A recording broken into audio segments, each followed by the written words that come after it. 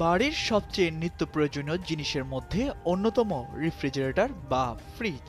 বিশেষ করে খাদ্য সংরক্ষণের জন্য এর ভূমিকা অপরিসীম। কিন্তু একটু অসতর্কতার কারণেই বিপদ ডেকে আনতে পারে এই গুরুত্বপূর্ণ যন্ত্রটি।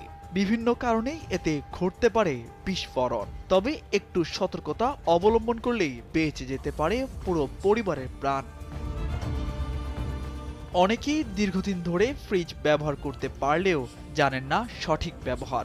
আর ফ্রিজ ব্যবহারের ক্ষেত্রে 5টি ভুল কাটাতে পারলেই দুর্ঘটনা রোধ করা সম্ভব।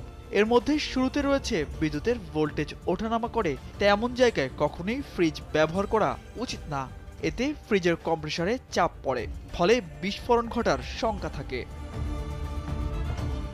এছাড়া কোনো কারণে হঠাৎ করেই ফ্রিজ গরম হয়ে গেলে কিংবা তাপমাত্রা স্বাভাবিক না হলে সতর্ক থাকতে হবে। তাই এমনটা ঘটলেই প্রথমেই ফ্রিজ বন্ধ করে দিতে হবে, একই সঙ্গে বিদ্যুতের সংযোগ খুলে ফেলতে হবে। তারপর কোনো বিশেষজ্ঞকে ডেকে ভালো করে রেফ্রিজারেটর পরীক্ষা করাতে হবে, না হলে ঘটতে পারে বিস্ফোরণ। আরেকটি বিষয় ফ্রিজ ব্যবহারকারীদের মাথায় রাখা খুবই গুরুত্বপূর্ণ, আর তা হচ্ছে অনেক সময় রেফ্রিজারেটরের পেছনের দিকটা খুব গরম হয়ে যায়। একই সঙ্গে ফ্রিজ থেকে হঠাৎ করে শব্দ বের হতে শুরু করে।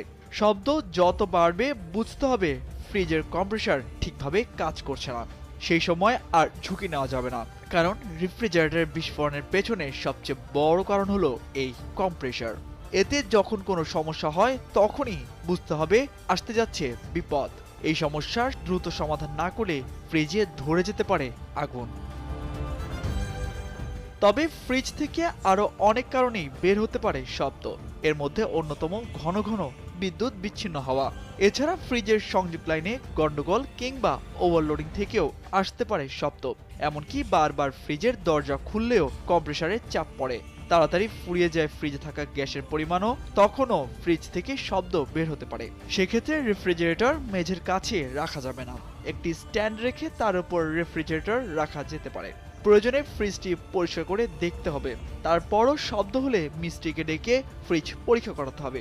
এই বিষয়গুলোতে সতর্কতা অবলম্বন করলে রোধ করা যাবে বিস্ফোরণের মতো বড় দুর্ঘটনা।